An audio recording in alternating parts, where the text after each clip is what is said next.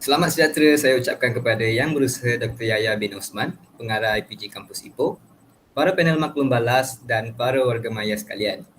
Kami mewakili Jawatan Pengajian Melayu IPG Kampus Ipoh akan membentangkan kapasiti pedagogi pembelajaran bermakna iaitu KPBB bagi kursus MPU 3012 Bahasa Melayu Komunikatif, PMMB 3013 Fonetik dan Fonologi Bahasa Melayu dan akhirnya BMMB 3023 Linguistik Terapan Bahasa Melayu.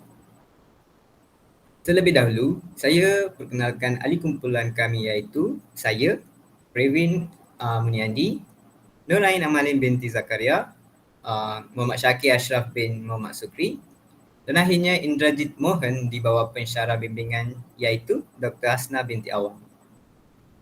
Untuk pengetahuan semua, kami adalah merupakan pelajar daripada unit W PISMP tahun 1 semester 1 ambilan Jun 2020. Berikut merupakan isi kandungan pembentangan kami. Dan untuk memulakan pembentangan KPPB pada hari ini, dipersilakan Nur Ain Amalin binti Zakaria untuk memulakan pembentangan. Terima kasih Saudara Pravin. Assalamualaikum warahmatullahi taala wabarakatuh. Jadi saya akan mulakan pembentangan ini dengan menyatakan idea besar ataupun dipanggil sebagai big idea. Berikut merupakan idea besar atau big idea yang dibentuk hasil daripada proses merangkai dan juga merungkai. Dalam merangkai beberapa kursus serta merungkai dan memilih HPK yang sesuai, kami menetapkan satu big idea yang sama bagi ketiga-tiga kursus iaitu berkomunikasi secara efektif dan amalan kesantunan. Oleh itu, ketiga-tiga kursus ini iaitu MPU 3012 Bahasa Melayu Komunikatif, BMMB 3013 Fonetik dan Fonologi Bahasa Melayu, BMMB 3023 Linguistik Terapan Bahasa Melayu mendukung satu big idea yang sama. Slide seterusnya. Berikut merupakan pembelajaran kursus yang telah ditetapkan bagi ketiga-tiga subjek tersebut. Contohnya adalah seperti yang sedang dipaparkan. Seterusnya, dalam proses merangkai dan merungkai, terdapat 6 essential question ataupun EQ telah berjaya kami bina melalui kefahaman reka bentuk iaitu KMR. Antaranya, kami mampu menjawab soalan seperti apakah cara-cara mewujudkan kesantunan dalam komunikasi serta soalan seperti mengapakah kesantunan dalam komunikasi penting kepada seseorang insan atau murid. Oleh itu, saya menjemput rakan saya, Muhammad Syakir Ashraf, bagi meneruskan pembentangan. Terima kasih Saudari Ain. Assalamualaikum warahmatullahi wabarakatuh. Okay, dalam sepanjang kursus MPU 3012 Bahasa Melayu Komunikatif, kami dikehendaki melakukan tugasan penghasilan cerpen. Oleh itu, dalam penghasilan tugasan ini kami telah melaksanakan 3 aktiviti yang menerapkan elemen-elemen KPPB di dalamnya. Aktiviti yang pertama ialah webinar bicara e-book, ya. Dan aktiviti yang kedua ialah penghasilan e-book ataupun buku digital bertajuk Asyaminda, dan yang ketiga ialah perkongsian digital. Tanpa membuang masa, kita teruskan pada aktiviti yang pertama. Baik, aktiviti yang pertama iaitu webinar bicara e-book. Okey, webinar bicara e-book ini telah dilaksanakan pada 17 hari bulan 9 2021 yang lalu. Jadi webinar ini telah menjemput Dr. Mazni selaku tetamu jemputan bagi berkongsi tentang kaedah-kaedah penghasilan e-book yang berkualiti. Jadi apa yang dapat dibanggakan daripada program ini ialah program ini telah mendapat sambutan yang amat hangat bukan hanya dalam kalangan pelajar, malah dalam kalangan pensyarah sendiri dan serta beberapa pelajar alumni lain. Seterusnya, jadi elemen KPPB yang utama dalam program ini ialah rakan pembelajaran, ya. Saya rasa semua di sini tahu bahawa terdapat 4 elemen KPPB yang utama seperti yang dipaparkan di slide. Tapi aktiviti webinar ini telah mengetengahkan rakan pembelajaran, ya. Rakan pembelajaran ataupun Dr. Mazni, ya, untuk memainkan peranan sebagai learning partner untuk menuju pembelajaran bermakna. Seterusnya, umum mengetahui bahawa sejajar dengan pelaksanaan KPPB, tiga konsep ini turut hadir, ya, iaitu konsep 3E, 6C dan 3R. Bagi menghuraikan dengan lebih lanjut, kita berpindah ke slide seterusnya. Ya, penghasilan Ibu Asyaminda sebagai aktiviti yang kedua.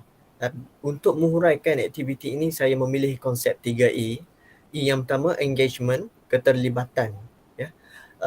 E ini mengambil peranan apabila semua siswa guru mempunyai peranan masing-masing, mempunyai tugas masing-masing untuk menghasilkan ibu yang benar-benar berkualiti. Secara tak langsung, konsep 3R turut diaplikasikan dalam E ini apabila aktiviti ini memerlukan mereka untuk bekerja dan berfikir. Ya. E yang kedua ialah enhancement ataupun peningkatan dalam bahasa Melayu. Enhancement bermaksud penambahbaikan. Jadi di sini penggunaan teknologi yang berkualiti tinggi dan yang terkini seperti Canva dalam penghasilan ibu telah menjadikan murid-murid mampu untuk mempunyai kemahiran yang diperlukan pada masa ini. Dan pada aspek lain, kelebihan ini dapat dibuktikan dari segi alam sekitar apabila ibu ini tidak menggunakan kertas sama sekali. Dan E yang terakhir ialah extension atau pelanjutan, yang bermaksud bahawa murid-murid dapat mengakses, ya, hasil kerja mereka di mana-mana sahaja dan pada bila-bila masa. Hal ini dapat dibuktikan dengan kewujudan aplikasi seperti Canva Mobile di mana mereka dapat mengakses secara on the go. Seterusnya,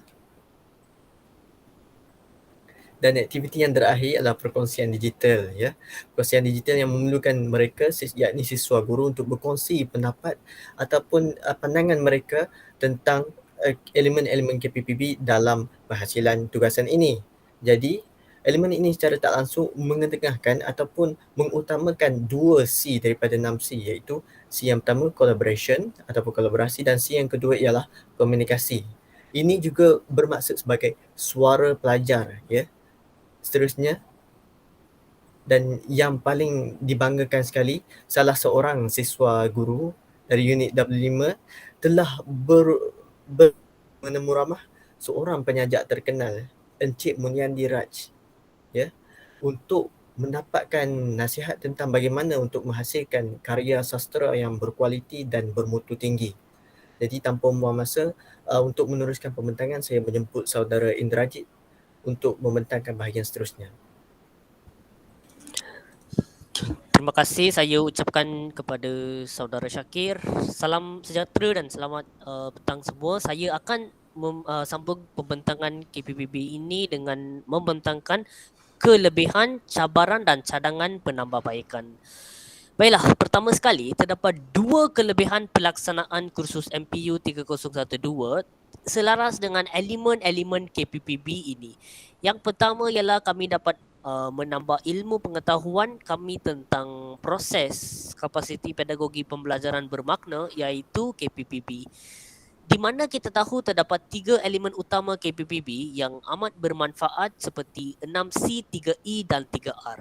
Elemen-elemen ini telah membantu kami melaksanakan tugasan kerja khusus kami dan juga menjadi tulang belakang kami dalam menjadikan kursus ini lebih bermakna.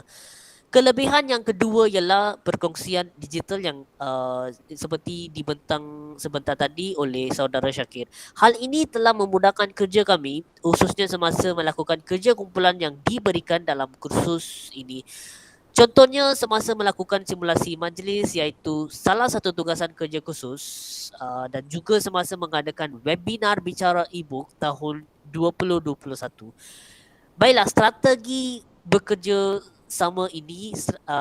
kerjasama ini telah diberikan dalam elemen 6C, iaitu C3 collaboration.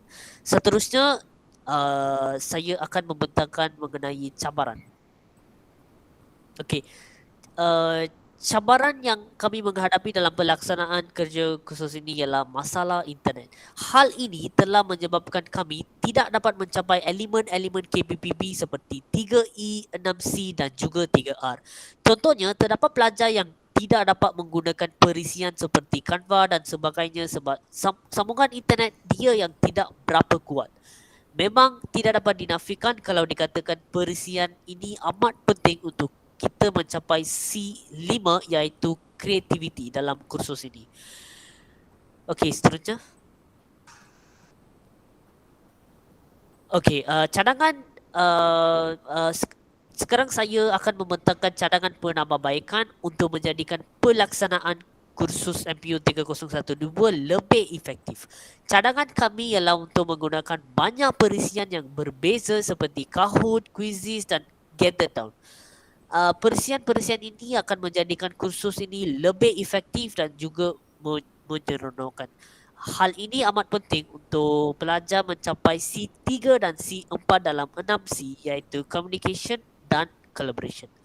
Baiklah, itu saja daripada saya. Saya serah balik kepada saudara Pravin anak lelaki Muniandi. Sekian, terima kasih. Terima kasih saudara Indrajit.